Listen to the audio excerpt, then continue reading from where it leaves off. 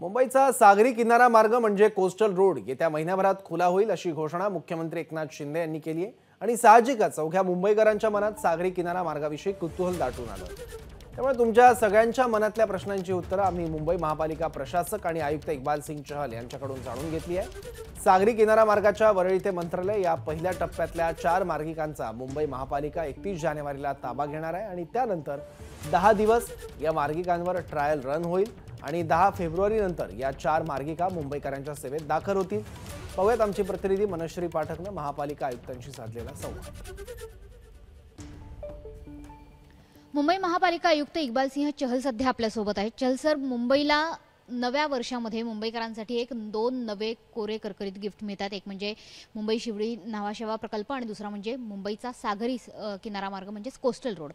या कोस्टल रोडला टोल मुक्त करण्याची घोषणा मुख्यमंत्री एकनाथ शिंदेंनी केलेली आहे। मात्र कोस्टल रोडला टोल नसणं किंवा टोल मुक्त असणं हे खरोखर व्यवहार्य आहे का असा प्रश्न विचारला जातोय वाहतूक तज्ञांकडून। कोस्टल रोडला टोल मुक्ती देण्यामागचं नेमकं धोरण काय? एकीकडे सीलिंगला आजही टोल वसूल केला जातोय जो केवळ 1800 कोटींचा आहे, मात्र कोस्टल रोड त्याच्यापेक्षा कित्येक अधिक किमतीचा असून सुद्धा त्याला टोल का नाही? नमस्कार।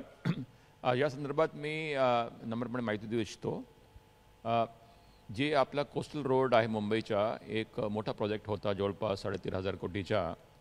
याच्या सर्वप्रथम तो मला सांगायला आनंद वाटतो की येत्या 31 जानेवारीपर्यंत हे प्रोजेक्ट कंप्लीट होईल आणि त्यानंतर याची आमची BMC लेवलवर इंटरनल ट्रायल्स वगैरे होऊन जवळपास 10 फेब्रुवारी नंतर केव्हा हे ओपन टू पब्लिक होईल। म्हणजे याच्या 50% राईट हँड साईडवाला जे 4 लेन्स वर्लीकडून मंत्रालयाकडे जाणारी आहे आणि पूर्ण जो कोस्टल रोड आहे जसा काल आदरणीय मुख्यमंत्री महोदयाने उल्लेख केला ते मे अखेरपर्यंत हे पूर्ण कोस्टल रोड त्याच्यामध्ये 4 जाणारी लेन्स 4 येणारी लेन्स त्यानंतर प्रॉमेनेड त्यानंतर इतर जे काही सायकल ट्रॅक वगैरे ते सर मे अखेरपर्यंत आपण पूर्ण करू।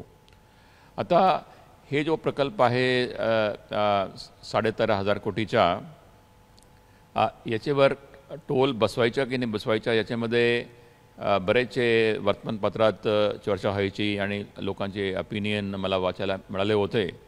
परंतु 2 मुख्य कारण आहे की ज्यामुळे आपण या कोस्टल रोडवर टोल लावणार नाही।